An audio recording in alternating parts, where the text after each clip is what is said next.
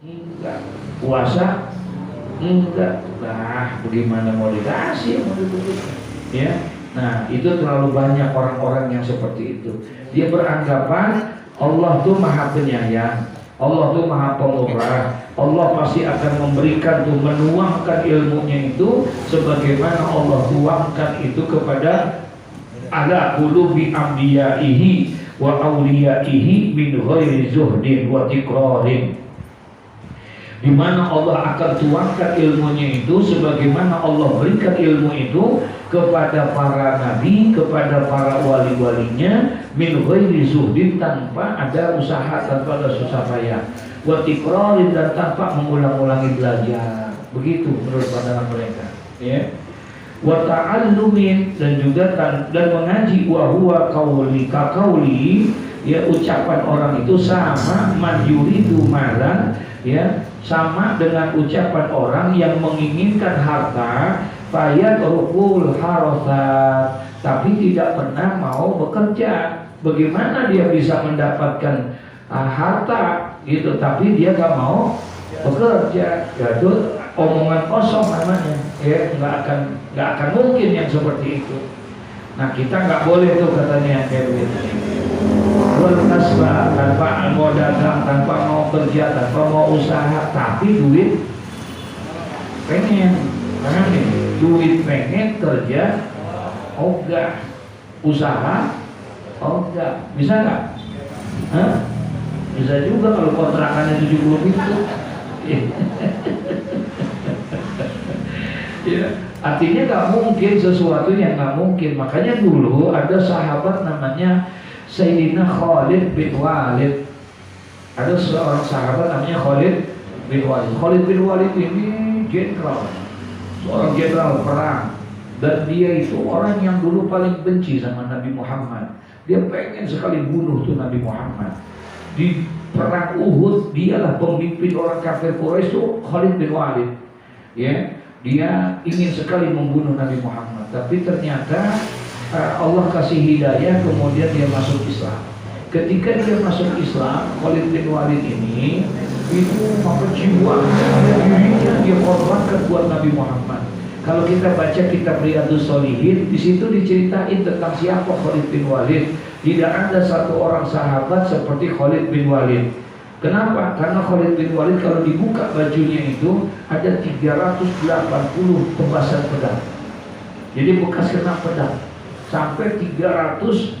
Berarti kalau Masya Allah, dia korbankan untuk Nabi Muhammad ketika berperang seperti itu, ya, Khalid bin Walid. Nah, diceritakan Khalid bin Walid ketika satu masa, ya, kemudian dia itu berzikir. Dia berzikir dari sembahyang subuh. Habis selesai sembahyang subuh, orang pada pulang, dia nggak pulang. Dia zikir aja sampai waktu duha, sampai waktu afdal duha, jam 9, jam 10, sampai itu. Dilihatin nih sama Sayyidina Umar Ibn Khattab, ya, nih Khalid bin Walid kok tumben kagak pulang, kagak keluar. Dia zikir aja, dia berdoa aja sendirian kayak begitu. Akhirnya ditanya sama Sayyidina Umar Ibn Khattab.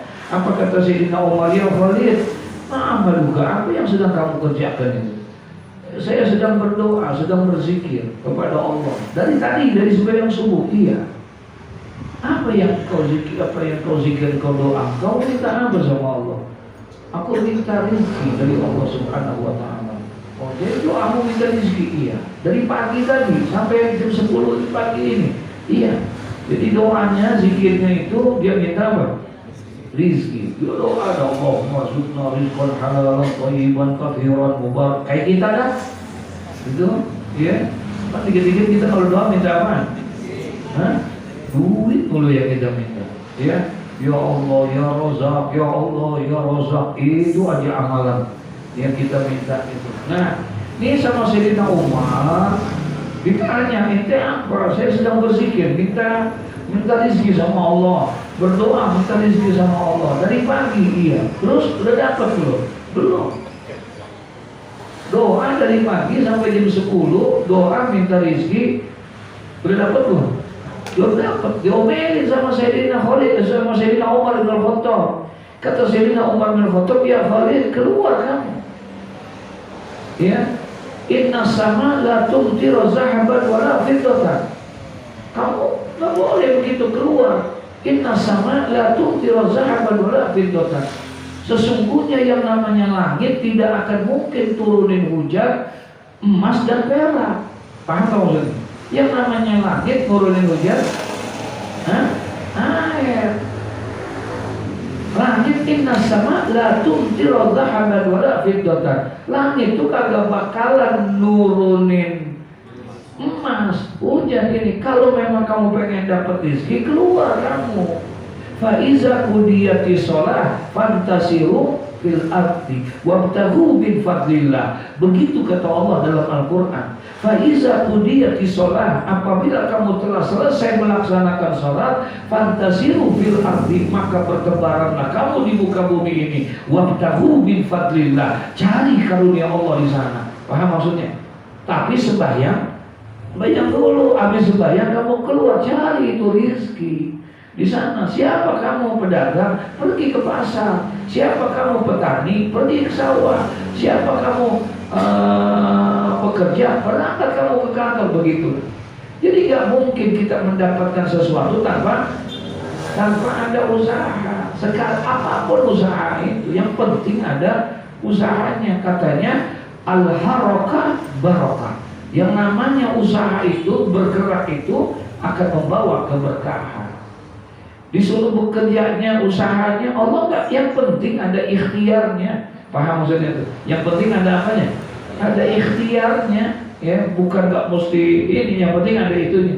Nah, disitulah katanya wa ta'attalu, ya. Itu sama saja kalau kamu dia tidak mau berusaha, nggak mungkin sesuatu yang nggak mungkin. Tapi wa qala innallaha karimun rahimun. Sesungguhnya Allah itu adalah zat yang maha pemurah. Allah adalah zat yang maha penyayang. Walau khazainu samawati wal ard, dan dialah zat yang mempunyai gudang-gudang kekayaan, dan juga daripada langit bumi semuanya Allah yang punya itu. Wa huwa qadirun ala ayyutli'ani ala kanzin minal kunuz, dan dia Allah itu adalah maha kuasa untuk mengeluarkan kepadaku, untuk memberikan kepadaku ala kanzin minal kunuz, ya, daripada satu gudang di antara gudang-gudang yang ada di bumi. Gitu. Kalau Allah mau kasih, saya bisa aja satu gudang atau satu sumur isinya emas. Kalau Allah mau kasih, bisa nggak? Bisa nggak? Bisa aja. Cuman dulu siapa? Kan begitu pertanyaannya. Tahu-tahu ada yang mau dikasih aja. Bagaimana gitu? Allah mau kasih, sembahyang aja kagak, ngaji kagak, ibadah enggak, tapi minta banyak banget mintanya semuanya. Nah, jadi sesuatu yang nggak mungkin. Kata dia, ala kanzil minal kunuz astaghni bihi anil kasbi, yang aku tidak perlu lagi usaha dengannya. Gitu. Ya, Allah itu kan maha pemurah, Allah itu kan maha penyayang. Kalau Allah mau kasih dikasih, nggak ada yang nggak mungkin. Dalilnya macam-macam. Jangankan kita, binatang aja dikasih sama Allah. Masa kita yang telah dikasih manusia gitu. Jadi dalilnya dia ngomongnya tuh betul. Sebenarnya dia ngomong kayak begitu tuh hanya sekedar pengen nutupin dia, ya, ibadahnya enggak, ininya enggak, semua usahanya enggak, ya, cuma omongan orang yang males saja yang kayak begitu, ya.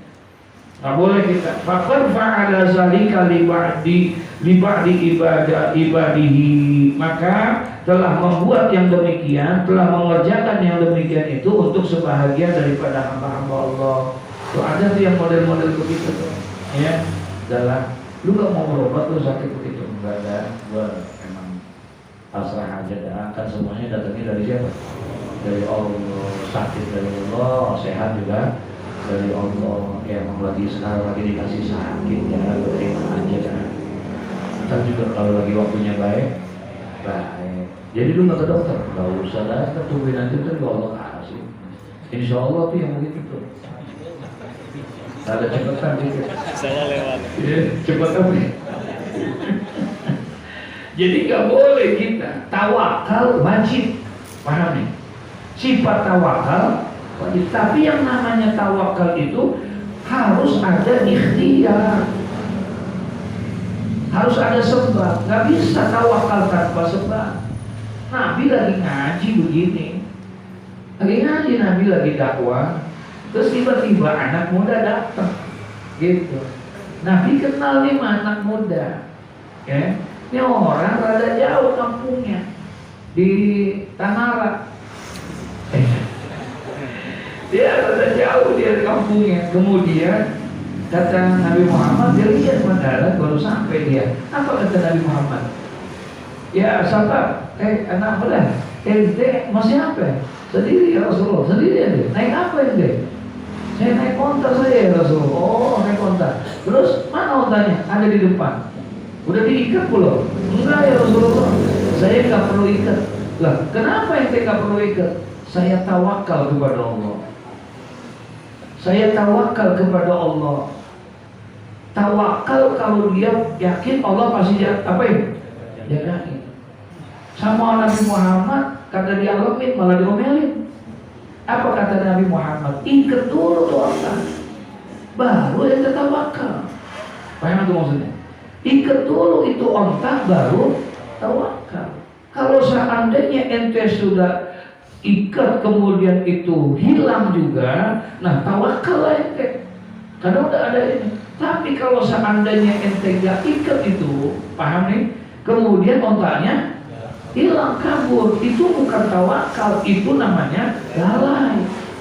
Ya, itu namanya lalai. Mesti ada ikhtiar dulu, mesti ada usaha dulu kita untuk menjaga itu. Nah ini orang enggak. Makanya tak boleh, kata Imam Ghazali, banyak orang-orang yang dia mengatakan itu kelihatannya baik, kalimatul haq, ya kalimatnya benar, tapi yuriduha bil batil, tapi tujuannya adalah jelek, batil. Hanya pengen nutupin kemalasannya dia. Paham tuh maksudnya? Menutupi kebodohannya dia, gitu. Ya udahlah, nggak usah ngaji. Ntar juga kalau Allah kasih pinter, gitu.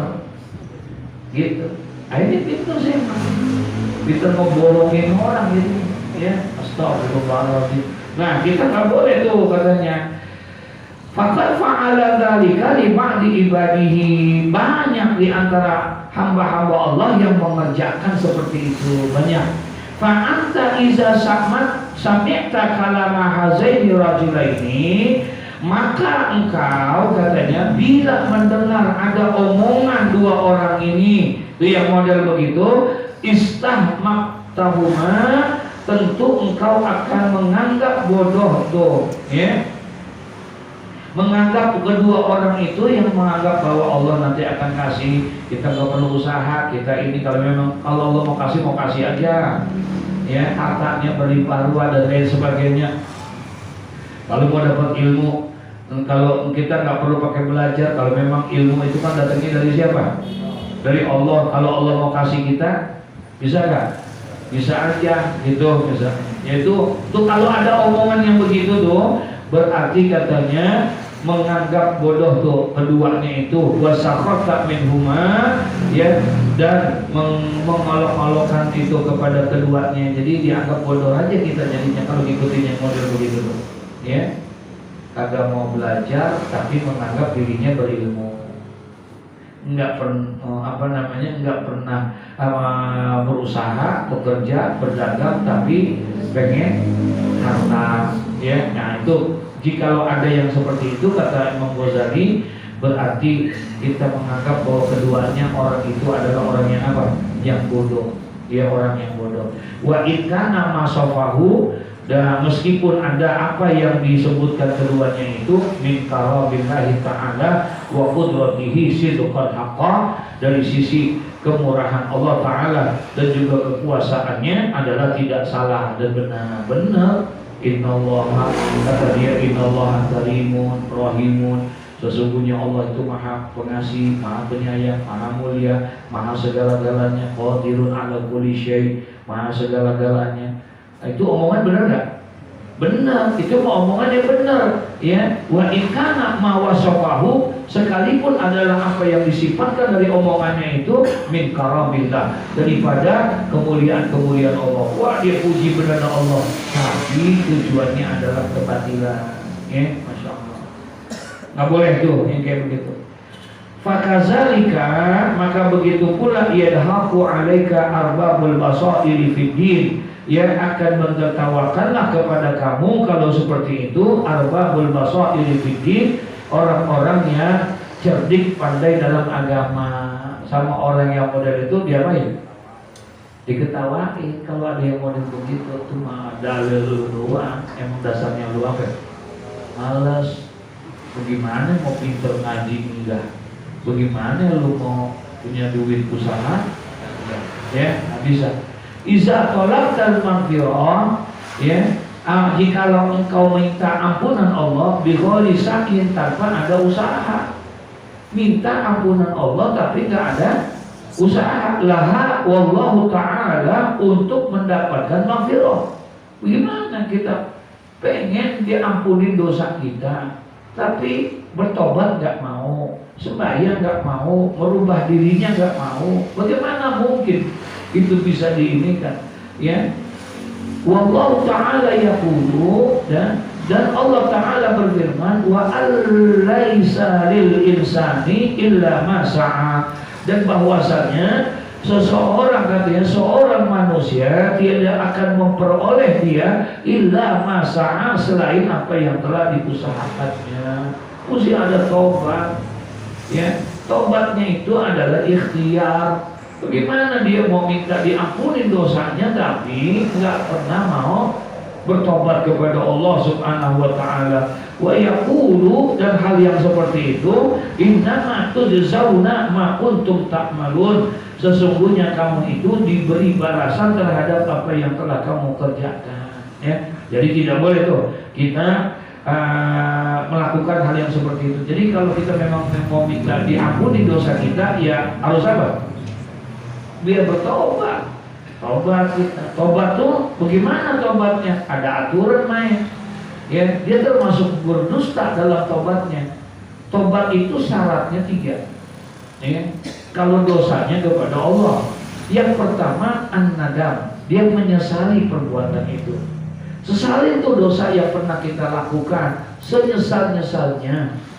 Dengan cara apa? Dengan bercara beristighfar, memohon ampun kepada Allah. Ya, kita sesali. Yang kedua, kita berusaha untuk meninggalkan daripada perbuatan itu. Jangan lagi kita lakuin lagi itu perbuatan itu, ya.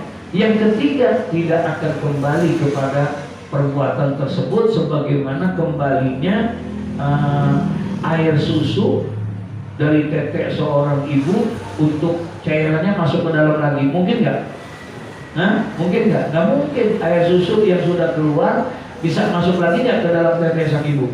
Nggak bisa. Nah, begitulah seharusnya orang yang bertobat, seperti air yang sudah keluar dari tetek sang ibu, tidak masuk lagi dia ke dalam. Artinya tidak mengulangi lagi perbuatan itu. Itu namanya ikhtiar untuk bertobat kepada Allah. Jadi nggak mungkin dia mendapatkan itu semua tanpa ini.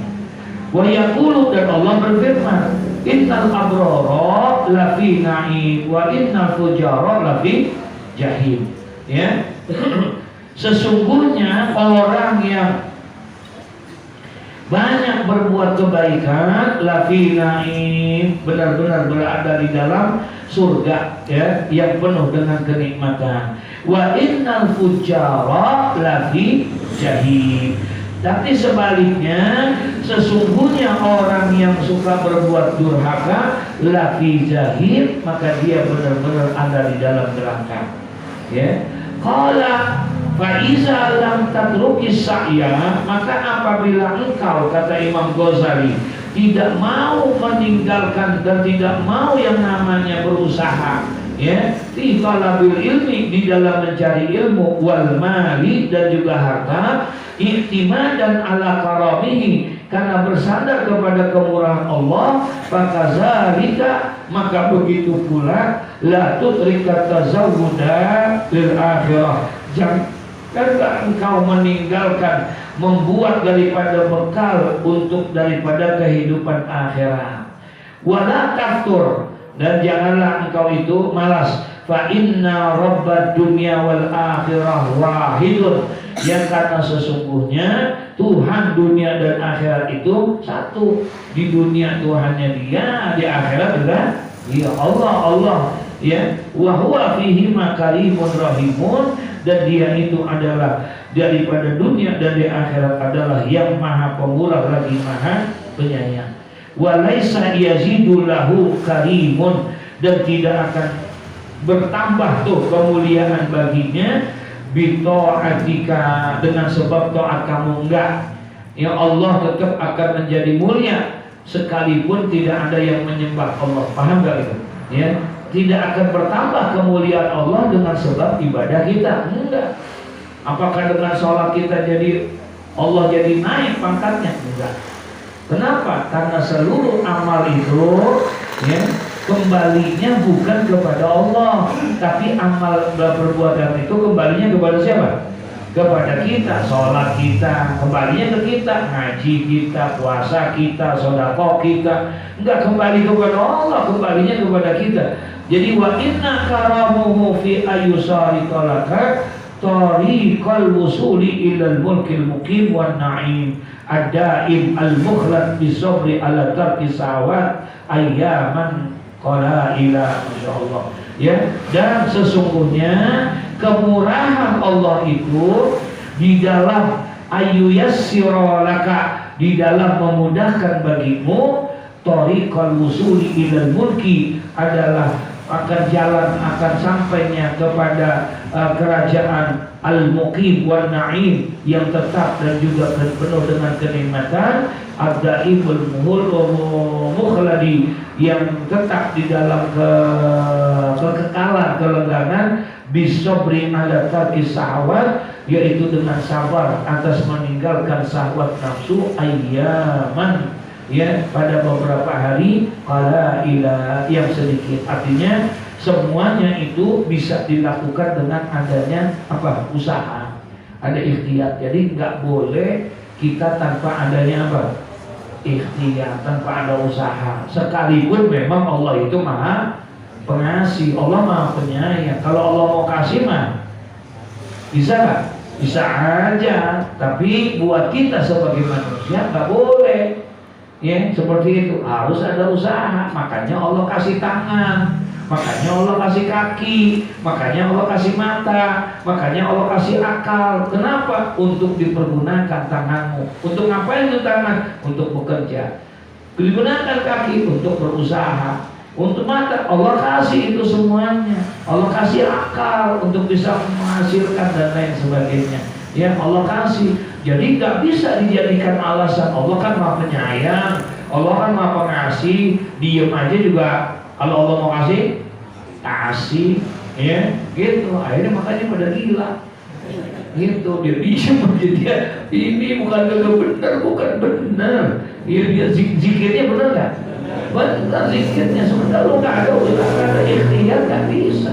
Apalagi zikir yang dia baca dengan sesuatu yang ada keinginan syahwatnya. Dia baca ini supaya dapat apa? Dapat duit. Paham maksudnya? Banyakin baca zikir ini, nanti akan banyak melimpah. Harapannya itu, padahal nggak boleh. Baca aja udah. Paham maksudnya? Udah, jangan dibawa-bawa niat itu jadi kenceng. Entar ketika kita sudah baca berhari-hari, berminggu-minggu, tapi ternyata nggak mendapatkan apa? Belum dapat hasil, akhirnya kecewa nggak? Kecewa. Aku udah berusaha begini, udah zikir ini itu, bukan ya Allah, bukan tabarin kalian mau mampus banget doang. Tuh emang ustaz siap, ustaz disalahin, istrinya disalahin tuh. Makanya nggak boleh yang disuruh. Maaf, kehadusan bini mah. Saya itu kalau mau Ustaz Adam suka kalau ngasih amalan sama saya itu baca aja. Allah tahu kok maksud kita. Paham nggak? Baca aja udah. Disuruh baca kita. Dulu ketika kita lagi mau baca tuh yang namanya Ya Hayyu Ya Qayyum, Ya Hayyu Ya Qayyum, sebanyak-banyaknya kita disuruh baca, udah nggak usah ditanya. untuk apa dan apanya. Ya, baca. Udah baca itu ya hayu ya qayyum ya hayu ya qayyum ya hayu ya qayyum. Setiap malam Sayyidina Ali kita baca setiap ini itu ya hayu ya qayyum ya hayu ya qayyum. Udah. Sekarang nggak ada harapan, paham tuh maksudnya? Ya, yang kita minta adalah keberkahan dari Allah Subhanahu wa taala gitu. Akhirnya apa? Ketemu kita dalam satu kitab.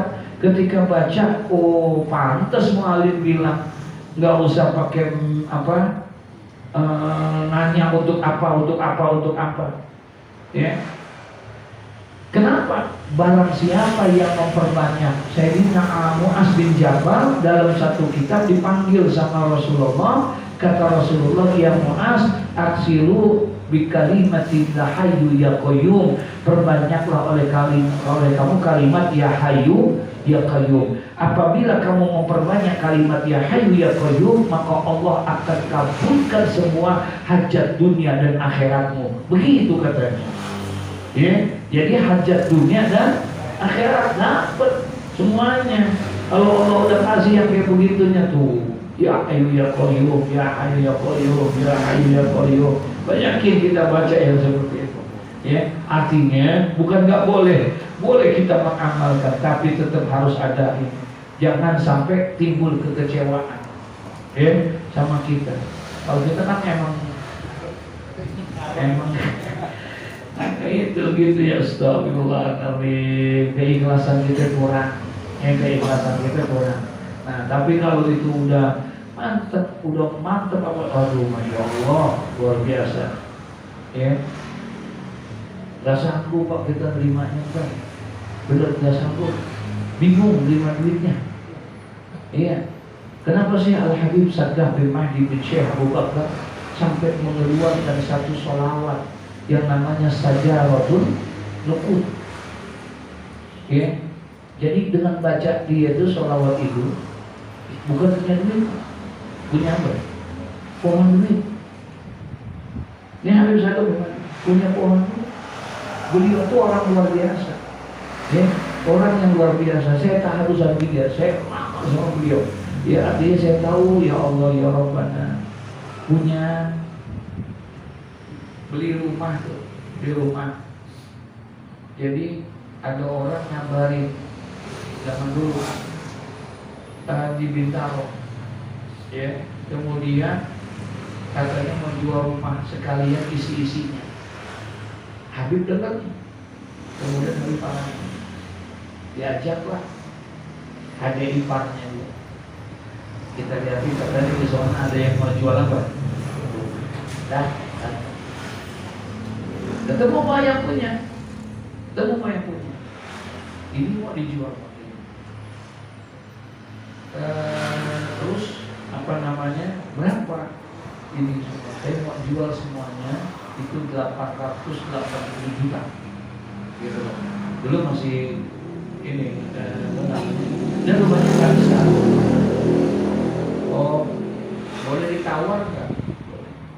Ditawar. Kata Habib boleh ditawar nggak? Kalau memang boleh saya tawar, boleh. Saya tawar 80 juta boleh. Harganya 880 juta, nawarnya. Kalau ada yang model begitu nawar punya kita apa itu dia? Tapi ini Habib Sagah nawar gitu. Dia nawarnya, saya datang ke rumahnya. Nah, itu lucunya. Marahlah ini yang punya rumah. Bapak mau mempermainkan saya gini. Makanya tadi saya tanya, boleh ditawar nggak? Boleh. Nah, saya tawar itu. Saya nggak punya uangnya segitu. Kata dia. Oh, mana ngoceh. Udah tuan maaf Pak, Bapak kalau sama saya pamit, kalau nggak itu saya permisi. Baliklah dia. Tapi ini orang yang punya rada-rada. Ini juga penasaran siapa sih ini orang begitulah kalau kita. Akhirnya dipanggil dia, panggil Pak sini Pak. Yang punya ini orang Nasrani, bukan orang kita. Kemudian ditanya lah sama dia. Ketiga, Bapak ini suku ke siapa? Emang langsung mau beli apa enggak? Iya, rumah saya jauh, datang ke sini sengaja Anda informasi. Berarti tujuan saya pengen apa? pengen beli, sebenarnya saya nawar seperti itu, nggak ada maksud lain. Pak begini deh Pak, besok saya kasih jawaban, ya. Tapi saya minta Bapak harus penuhi syaratnya. Apa? Katanya saya nggak mau pakai syarat-syarat, kata Habib. Bapak harus tinggal di rumah saya ini. Ada di rumah kosong. Disuruh tinggal di rumah itu, ya. Nah, karena rumah ini kosong, makanya saya mau jual lagi. Besok jam 7 pagi saya akan telepon Bapak. Kalau saya nggak mau, Pak. Enggak Pak, saya minta tolong malam ini aja. Kalau memang benar-benar mau, besok saya kasih, saya terima atau tidak terima itu tawaran Bapak jam 7 pagi. Tapi syaratnya harus tidur di rumah saya. Ya udah, akhirnya diterima nih Pak Abis ada. Kata Abis ada, kalau begitu baik deh. Ini ada iparnya disuruh pulang. Bilangin sama Umi, abang nggak pulang, dia di sini dulu. Besok baru. Akhirnya pulang. Ini ada iparnya nih, dia ini di sini. Jadi kalau orang beli rumah kayak begitu, kira-kira nih ada iparnya bagaimana? Iya, main aja. Udah, datang lah pulang. Ngomonglah sama istrinya Habib saja. Apa itu? Suamimu juga. Abel, kalau bahasa kita masa harga rumah 880 dia tawar 80 juta. Ini segala macam. Kata bininya jangan heran kalau dia mah. Dan udah ceritanya malam nih di sini pagi-pagi ditelepon dari angkat rumahnya. Habib sadar tidur jam 10 baru ditelepon lagi. Kemudian waktu ditelepon lagi katanya, lah Pak, Bapak gimana sih, kan saya suruh tidur di situ. Tadi kenapa jam 7 saya telepon ini, baru sekarang baru dia, ya saya tidur. Kenapa baru tidur? Emang semalam kemana? Nggak kemana-mana, saya di sini. Ngapain? Ya saya hanya zikir aja, saya berdoa aja sama Allah. Oh bagus. Ini saya yakin pasti ini gara-gara doa dari Bapak ini, kata dia. Dan sekarang saya terima itu tawaran Bapak. Silakan itu kita datang ke notaris, itu saya jual dengan harga 80 juta. Kenapa? Karena tadi pagi, kenapa saya telepon Bapak? Karena proyek saya yang di Amerika ternyata goal yang udah berapa. Dan saya yakin ini berkat doa Bapak. Gitu. Itu kata dia. Akhirnya dapat 80 juta. Itu rumah tuh. Ya Allah, saya lagi pengen cari amalannya dia gitu. Ini Habib satu gimana? Satu. Yang kedua, beliau itu pesantrennya sekarang. Itu luasnya bukan main. Itu di mana namanya? Paru, di Cisarua. Itu awalnya hanya satu rumah, Pak. Dan itu rumah pun hadiah. Yang orang tak pernah nyangka itu. Dan saya alhamdulillah pernah. Jadi beliau itu, jadi orang udah bangun rumah, udah jadi di rumah, udah mau tinggal di situ. Ketika tinggal di situ, mimpimu tiap malam yang punya rumah nih. Kalau bahasa kita ngimpi ini bukan rumah lu. Ya, ini bukan rumah lu, ini rumahnya Sagar di Mahdi. Begitu tuh, rumah Sagar begitu. Mimpi begitu lagi setiap hari itu. Nih, apa ya? Padahal duit dia bangun, dia beli tanah, tapi mimpinya bahwa itu bukan punya. Akhirnya penasaran, kok dibayangin begini? Dia panggil kiai dari Banten untuk tinggal di situ, ya, supaya dibacain gitu. Tinggal di situ. Itu kiai tiga orang, mimpinya sama. Mimpinya sama. Itu bukan rumahnya dia, tapi rumahnya Sagar. Rumah Sagar.